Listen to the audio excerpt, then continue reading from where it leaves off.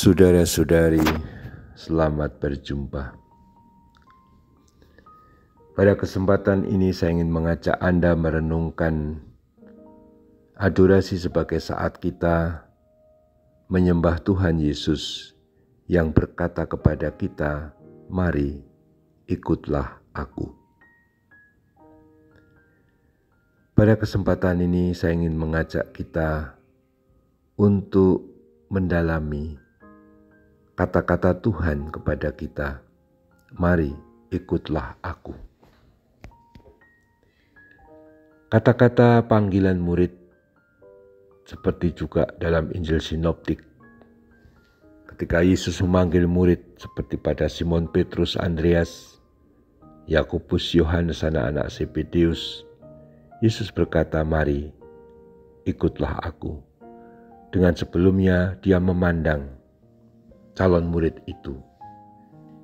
Simon, Andreas, Yakobus, Yohanes, dikatakan Yesus melihat mereka dan berkata. Dalam adorasi kita mesti menyadari bahwa Yesus pun sedang memandang kita, melihat kita. Dan dengarkan saat ini dia berkata, "Mari, ikutlah aku." Apa arti "mari, ikutlah aku"? Artinya kita diajak oleh Yesus untuk selalu bersamanya. Mari ikutlah aku berarti kita mesti hidup dalam jalan Tuhan.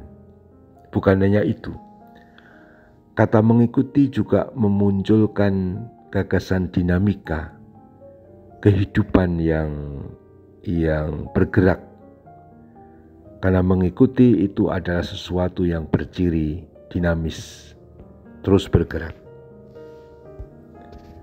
Mengikuti Kristus adalah mengikuti hidup Allah yang menjadi manusia, yaitu Tuhan Yesus, yang terus juga bergerak. Bergerak dalam sejarah kita, bergerak dalam ruang dan waktu, bergerak dengan seiring perkembangan konteks zaman, dan kita mengikutinya. Tapi kita selalu bersama Dia dalam mengarungi zaman ini.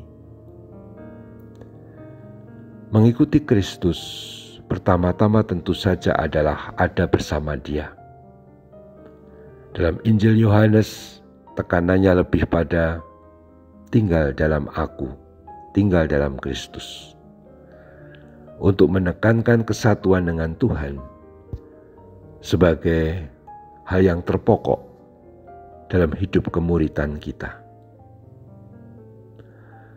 Kalau kita mengikuti Kristus, tinggal dalam Kristus, supaya kita ada bersama dengan Dia, supaya kita selalu bersatu dengan Dia, dan itu persis yang kita alami.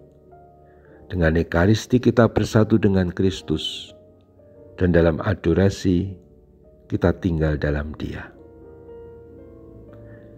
Kita perlu sekali untuk menikmati kebersamaan dengan Tuhan dalam adorasi, dan biarlah Dia menyapa lembut kepada kita setiap kali, "Mari, ikutlah aku."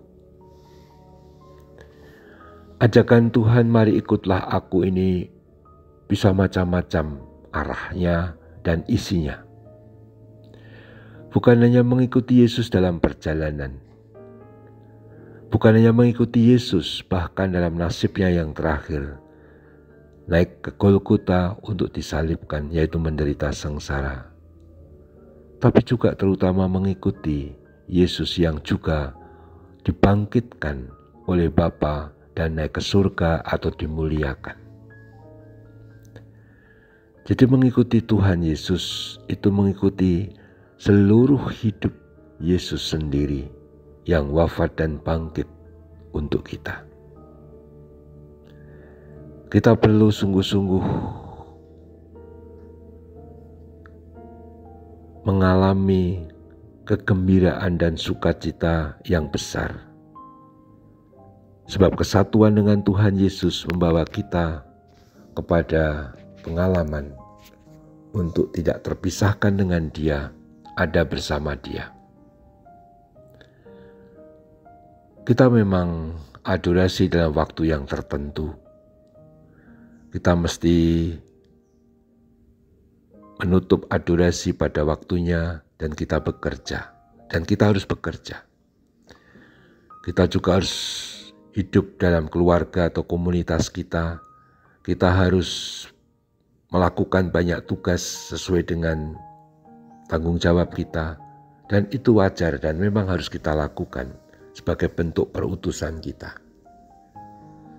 Tetapi setelah adorasi, hendaklah disadari bahwa apa yang saya lakukan itu, saya lakukan bersama Kristus. Karena Dia bersama kita dan kita selalu bersama Tuhan.